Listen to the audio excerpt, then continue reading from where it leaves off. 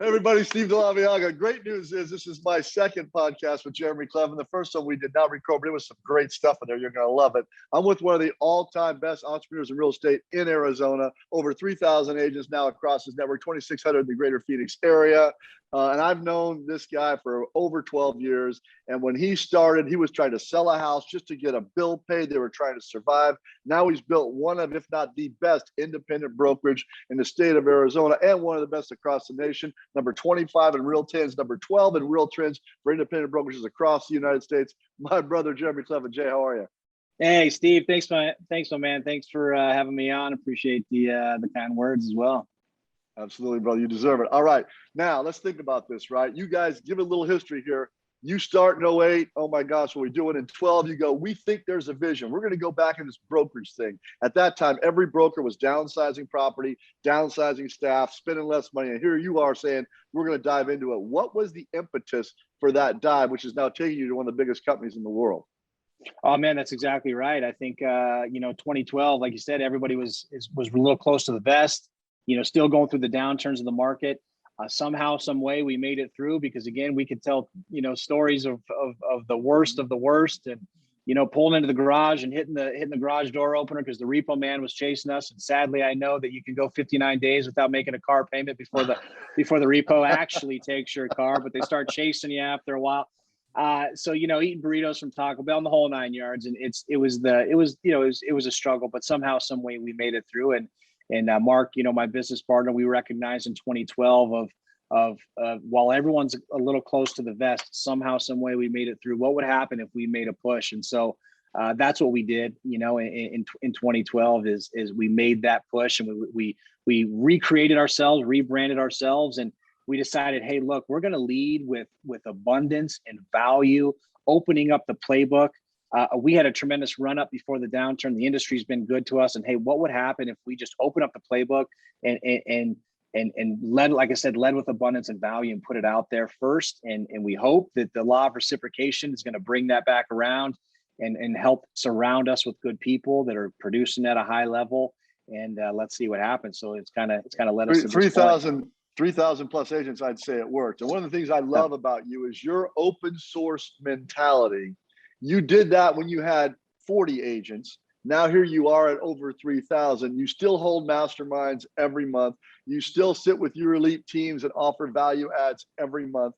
You still have the same culture, which in a independent brokerage where there's a lot of pay little, get little models, you guys are a pay little, get a lot model. And I love that you even put out there, you put your teams out there, you put your top agents out there on Facebook, celebrating them, saying go. Other brokers will say to me, why do they do that? People are going to recruit them. I'm like, people are going to recruit them anyway. Jereme and Mark are just smart enough to say, we acknowledge and celebrate your success.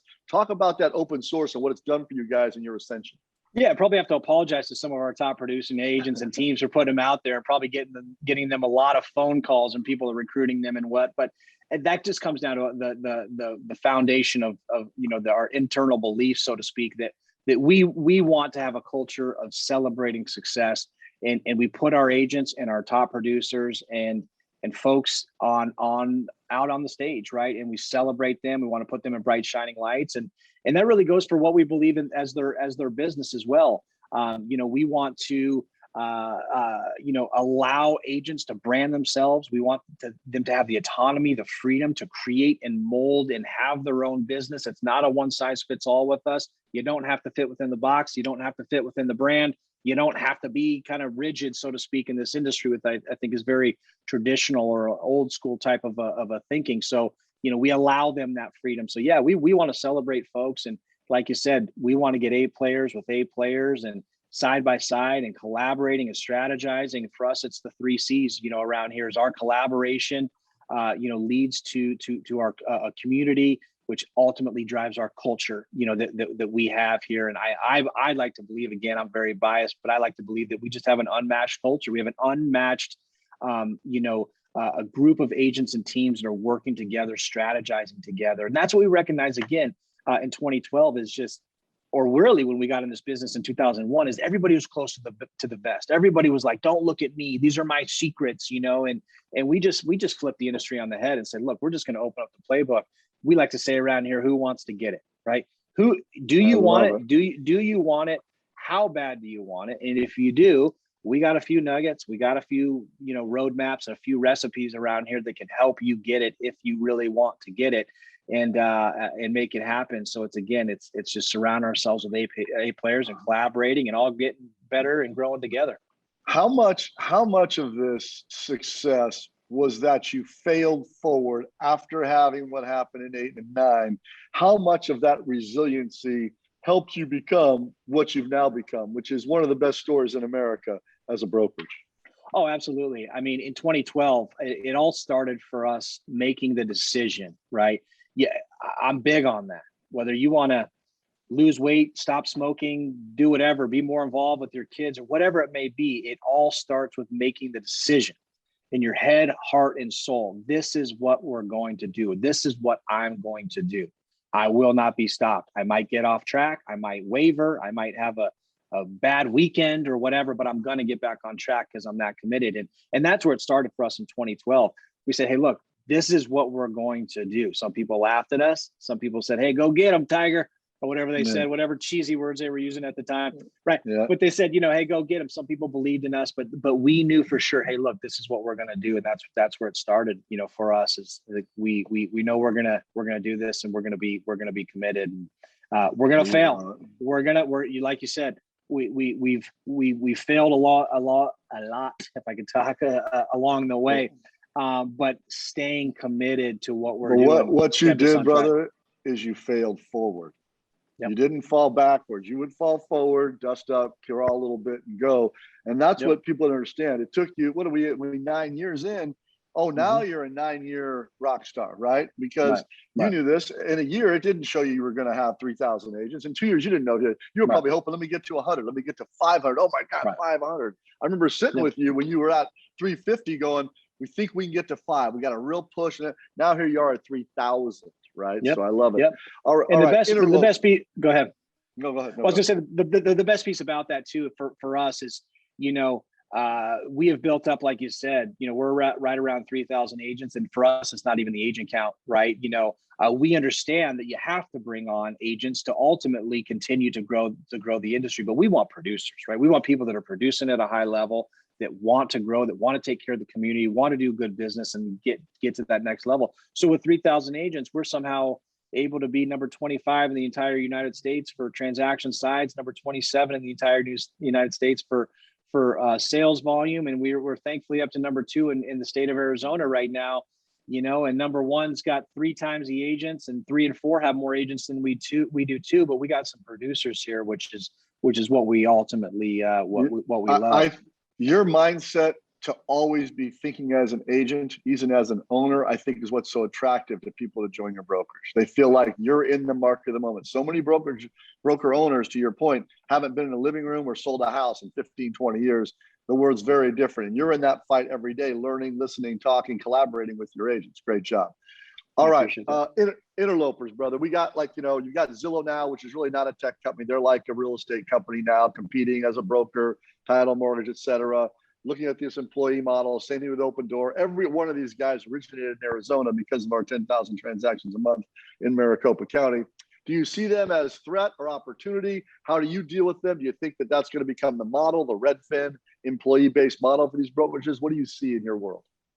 I don't have the crystal ball, and there's folks that are pulling the strings in our lives for us, unfortunately, in behind a room or in a dungeon somewhere, or God knows what. But I'd really like to think that the independent contractor model won't be done away with, but it's possible, right? And so we're prepared for that. We've thought about it. We've had a lot of talks and discussions and meetings, regarding. We're prepared for it if it comes. I think if it does, it's still a few years away. I'd like to think that the value of the agent, the importance of the agent in the transaction. You have lots of folks that are in other industries, other businesses, other business owners that also do real estate. So to see those folks have to be, go to a W-2 or a full-time, employee, so to speak, I don't think that does our industry any favors. I really hope that isn't where we're going. If it does, we're prepared. I'll tell you that. But I really hope that that's not where this industry goes. I think it's not in the best industry interests of our industry as a whole. So again, I don't have the crystal ball for the answer for you on that one. But I'm all about the freedom and the autonomy and the versatility for an agent and a team and a brokerage to ultimately run their business. That's one of the things I think has set us apart as well from a lot of our other major competitors in this industry, is that we don't operate like a cruise liner. We're a 3,000 agent brokerage. We're a big company. Like I said, 25 in the country. It's fantastic. We're definitely not satisfied, but we still have the ability to operate like a jet ski instead of a cruise liner, right? And we can move. I think you pivot. Well, you pivot very well, brother. And that is something, to your point. I think that your age and being younger and the fact that you've been through this kind of market, you're like, hey, we're not afraid to pivot. Whereas the Realogies of the world are so married to bricks and mortar and their model and how they do it. And they've been seeing shareholder value go down. They've been losing money, losing agents. They're too committed to their model to change. In your world, you'll pivot quick, correct? Oh, absolutely. We have to. We love to pivot quickly. We can make decisions. We can implement. We're nimble. And so when you talk about that, they're kind of fixed to their model. That's actually something that we're evaluating right now as we speak. And what's got us to this point, I think that we're constantly in this battle, this evaluation as business people, is what's got us to this point. Is it going to be the same thing that gets us to the next level, right? And we want to keep our principles. We want to keep our foundation. We want to keep that in place at the same time, kind of looking at what can help us get to that next level. And for us, it is getting outside the box. We're getting ready to launch something, and I don't want to get ahead of myself on this one until it drops. But we're getting ready to launch a revolution, what we believe to be a very revolutionary type of a model as we go forward, with an agent being able to really create. And again, I don't want to get too far at this, but really create their own business and really structure exactly what they need and have the flexibility to really really have the optimum, kind of pieces in place to go forward in their business. And it's going to be exciting stuff. And agents should have that choice and freedom. You and I talked offline about that. That platform is going to be exciting. What's the time frame on that when you can come out and go ahead and let them out? Very, very soon. I'd say, Weeks. Probably months. Just building out the structure, the marketing campaign, and the push, and kind of getting around the country. Did a monster migration, the biggest one in our company's history last year, second half of 2020. Overhauling the backbone really of our system, of our platform, so that we can really provide a better experience and more tools and resources to the agents first and foremost, but ultimately provide an operating system for us to be able to go out and grow beyond that. So I love it. All right. Now let's play devil's advocate here. Okay. You've got all these brokers, Real, EXP, looks like Keller Williams going public, all these public entities, stock options, medical, blah, blah, blah. Is it that the future? How are you independent brokers going to be able to compete with something like that? Is that where this thing's going, or is it all just shiny object? Just like you're talking about the W-2, potentially going to an employee type of a model. I think that model, or those models, and there's a lot of them out there, like you just mentioned a few. There's even more out there. I think that we have to take a look at those. I think it's appealing, to agents in the sense of everybody wants to own something, right? Everybody wants a piece of something, or something at the end of the day, right? When we're ready to maybe hang it up, and we're conscious of that and we're aware of that. Our big thing, though, with all due respect to some of those models, is, we one of our taglines around here is we're in the business of building businesses, and we really like to push and help and promote our agents and our teams to be building their own business. I think we got a little bit of a runway here in this market, but when things tighten up a bit, or they shift, or if the model does change from an independent contractor model, that's going to crush these models, right? And with all due, I say something very harsh, but with all due respect, and so it's tough to rely on a downline, so to speak, and I'm concerned that our industry is getting a little bit away from building your own business and starting to kind of rely on other people to help build your business for you, or your downline, so to speak, to build your business. Again, we like to push folks to have the control and to build their own, right? And kind of be in the driver's seat. You and I know this. It's a very different model to say you're going to recruit talent as opposed to sell and buy houses. Those Right. are very different skill sets, very different programs. And I've never seen somebody that does both well. You can do one or the other, hard to do both. So we have to be careful. Not everybody's a recruiter of talent. Let's just be honest. All right. I mean, I just think back of, I'm looking at your ascension, how you've done what you've done with your humility and your humbleness. I have to bring Marco into this. Marco, I have to give you credit. I hate to do that shit, but I'm going to do it anyway. Congratulations. So he's not here today, obviously, by the way. I don't Yeah. like when he talks over me. He takes stage time. I can't take it, Steve. So no, he's I love doing the guy. Russian accent thing. We do it. He steals the stage from both of us. That's fun. Now that's fun. That is fun, actually. He's awesome. So one thing you want everybody to know, because I do think expanding for you into other markets, because there's a lot of markets, you and I talked about this, that could really use your platform, your vision, your tech stack, your influence to help them. What is the one thing that people know? Then give me something where you're going in the next 3 to 5 years. Yeah, we're coming. We're coming to a market near you very, very soon, right? We're on our way for sure. Like I said, having the foundation in place, and again, at the end of the day, this is, broker owners, in my humble opinion, need to understand this is an agent's first business, right? And they're that we're here to help backfill some of those needs, and that's what we've always tried to do is build on the technologies. We've built our own platform, but we've also bolted on lots of technologies and tools and systems and CRM and resources and the power of the network and a lot of different things that we're building right now. Also building out another platform, which I think is going to be huge and revolutionary for the agents as well, to capitalize on all the other various aspects of this industry.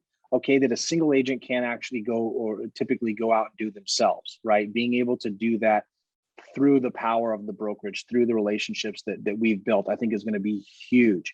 And so that's one thing I'd like to folks to know and recognize and be conscious of going forward.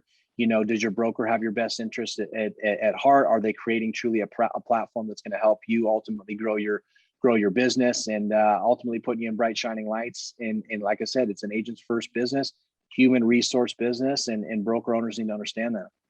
In talking to you, it's so very easy to see why you've had the success you've had, your passion for it, your understanding that this is and should always be an agent's first mindset. And that's why your open source mindshare learning model in a market like Phoenix, where there's hundreds of pay little, get little models. What do we got there? 1,200 brokers in Maricopa County?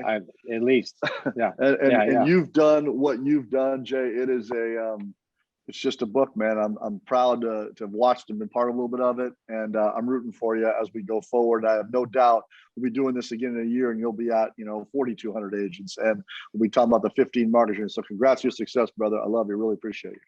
Well, thank you, my man. Thanks for the kind words. And all we've ever tried to do is just pay it forward into this industry and lead with abundance and value. And I want to thank you for having me on. And I want to thank you for the value and abundance that you've always led with. We've always, looked to you and kind of try to extract, and as we do from everybody, right, is try to extract, what we can from folks and learn and grow together. And ultimately, like I said, pay it forward with value and abundance and hope that it keeps coming around. So I appreciate you as well, my man.